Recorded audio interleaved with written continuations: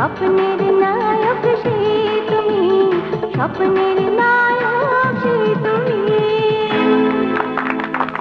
ঢালিউডের স্বপ্নের নায়ক বললেই যার কথা সবার মাথায় আসবে তিনি হলেন সালমান শাহ। ব্যক্তি উপস্থিতি না থাকলেও সিনেমা অঙ্গনে সর্বত্র রয়েছেন তিনি। বেঁচে আছেন তার স্বল্প ক্যারিয়ারের কাজের মধ্য দিয়ে।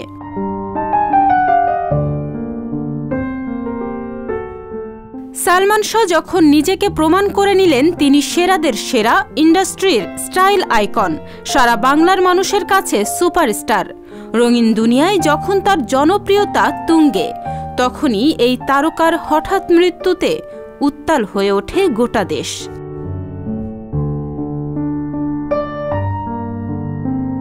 এতে সুপারস্টারের স্টারডম যেন এক নিমিষেই আকাশ থেকে মাটিতে পড়ে যায়।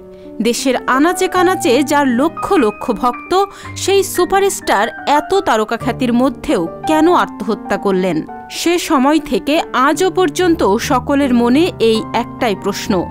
অনেকে আবার প্রশ্ন তোলেন, আসলেই কি আত্মহত্যা নাকি হত্যা?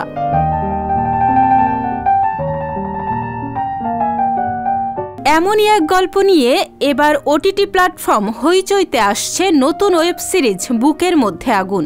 এ খবরে সবাই ভাবছেন, তবে কি সালমান শাহের মৃত্যু রহস্য নিয়ে নির্মাণ হচ্ছে সিরিজটি? তবে এ প্রসঙ্গে নির্মাতা তানিম রহমান অংশু বলেন, হয়তো তার কাহিনীর মতোই লাগবে।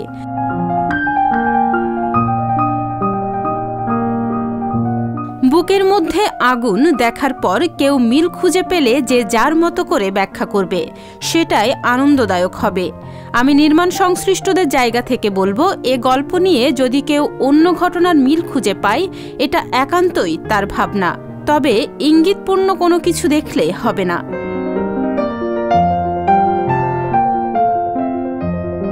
এই সিরিজে অভিনয় করেছেন অপূর্ব, তারিক আনাম খান, কাজী রাকায়েত, তানিয়া আহমেদ, তৌকির আহমেদ, ইয়াশ রোহান, শাহনাজ সুমি, তানভীর সহ আরও অনেকে।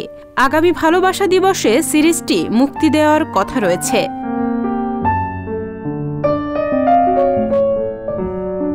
তাহনিয়া ইয়াসমিন, বিনোদন ডেস্ক, সংবাদ প্রকাশ।